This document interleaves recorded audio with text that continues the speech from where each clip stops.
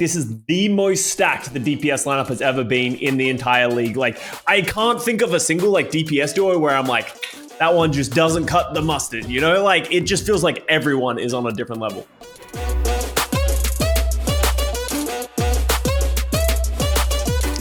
What's up and welcome back to the Overwatch League YouTube channel. I'm Reinforced and I'm back here with Costa for another video to talk about the top 5 DPS players we're most excited about going into the 2022 season. They have some really exciting players coming up this year, and hopefully if a 5 versus 5 format allows for some of those damage players to have even more impact than they did in Overwatch 1, that's obviously going to be a big boon for some variance in results and giving some of these weaker teams a chance. So something to look out for. Now, we picked up our 5 most exciting players, and these are not necessarily the best players in the league, not necessarily the stars of the league. There are a blend of rookies, experienced veterans, but some, players in an exciting situation that we're looking forward to see what they can do this year in Overwatch 2. So, Costa, why don't you kick things off with the first player we got picked out here? All right, first player has to be the one that Avril has been spouting from the rooftops for the last 6 months. Oh, we all have. Okay, let's say it. And deservedly so, Proper is coming into the league. He is coming from O2 Blast and he has joined the San Francisco Shock. And if you aren't excited for Proper just yet, you should be, because he is absolutely incredible. A lot of us are saying he is going to be on that same level as your Fletters, as your Prophets. He has that same depth in hero pool. He has that same dominance when he enters the server. And I'm interested to see if he can elevate Shock back to that #1 status. Yeah, I mean, it's going to be hard to sort of meet that standard right away, because you mentioned some of the best damage players in the league. But I totally agree with you. This is arguably the most exciting contenders talent we have getting promoted to Overwatch League and the history of the Overwatch League. I'd put him up there with the likes of Huxel. When Huxel joined the league in Season 2 in 2019, that was a big signing that year, which obviously made a massive difference for the Vancouver Titans. I would put Proper on that same kind of pedestal going into this season. Immediately a favorite to win Rookie of the Year. He can play on multiple different heroes, but the impact he has specifically on the Tracer, he can pick that up and just get 2 kills, get 3 kills, and suddenly the teams he plays for, I mean, they just find themselves in a mad advantage with him just going deep into the backline himself. An amazing talent to watch Proper from San Francisco Shock this year. Yeah, and I've heard people being like, oh, maybe Proper's overrated. Maybe he's not going to be as good in the league. Well, we will find out, but I can tell you, if you have watched this guy, he is dominant on literally everything he touches. So keep an eye on him. He's definitely the #1 rookie. But I want to move us along. Let's talk about a more known quantity. And I think this is an important season for this player, Dante from the Houston Outlaws, because he's been, I don't know, in my eyes, he's been incredible for the last 3 years, but it doesn't feel like he's ever had that breakout season, mainly because he has been on the Houston Outlaws. Sorry, Houston Outlaws fans, you guys haven't been great over the last few seasons. So they've finally bolstered their roster. They finally have good support staff around him. He's playing alongside Pelican. He's playing alongside Merit.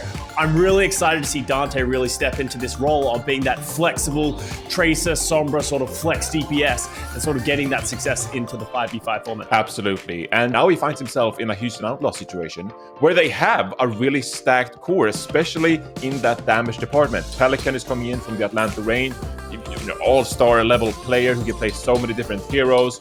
And also, you got Merit coming in, who's another exciting contenders talent who provides more of the long-range hit scan kind of heroes, whether that's the Ashe, the Cassidy, the Widowmaker, stuff like that. Even Sojourn, we'll see more of that later this season. So with 2 players that already are flexible and provide their kind of hero pool to this Outlaws team, how does Dante, who historically we know for being an amazing star player for this team, how can he provide for this team? How can he be able to use his skills for the best of the Houston Outlaws? So I'm very much looking forward to see that as well. Obviously, one of our star players in the league.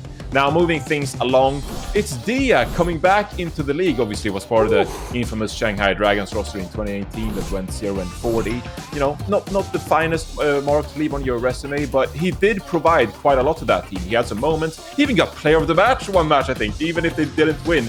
That just tells you how much he contributed to that team, even though they couldn't find a win that season. Obviously, he was part of some later iterations of the Shanghai Dragons, but he took a year out in contenders, of course, took a year off playing, competing in the contender scene for entirety of 2021 almost. So, but he's back now with the LA Valiant, and this is a very interesting pickup, Costa, because we do think that he can contribute to this team despite taking a bit of a break.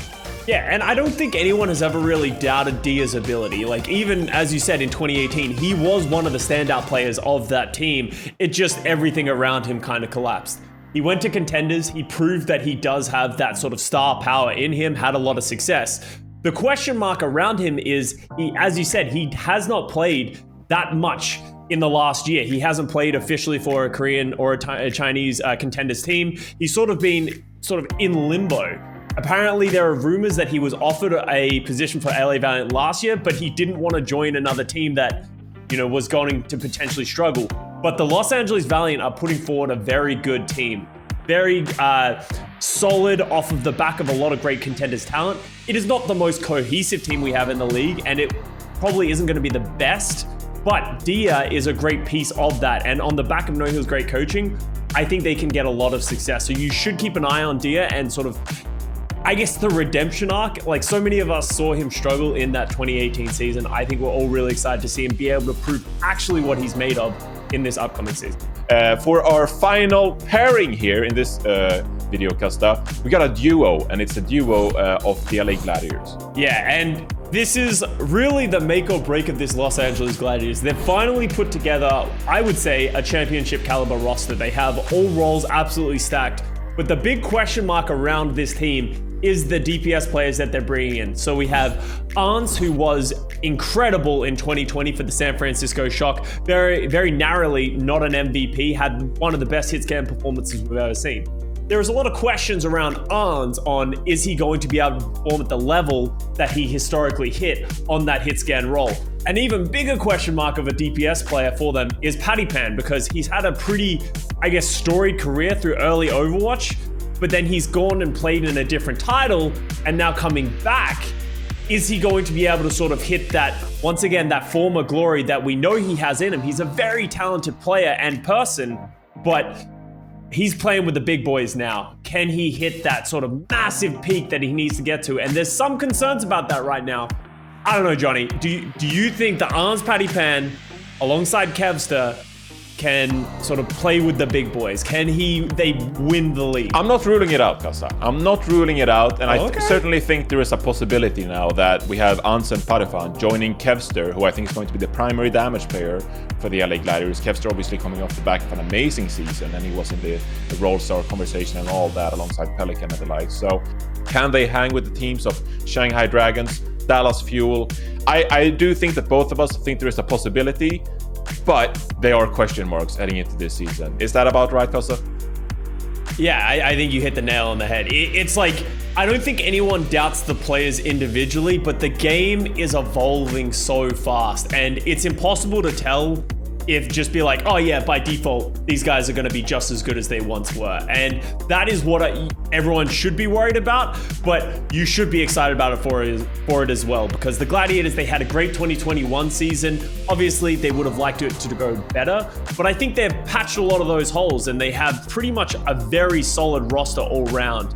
But this is the really concerning factor, and if this pays off, FaZe looks like a genius. Like, we just gotta be honest, FaZe looks like a genius, because not a lot of people were looking at these, I guess, relics of the past almost a little bit, and if they do hit that potential, they could be the best DPS players in the league.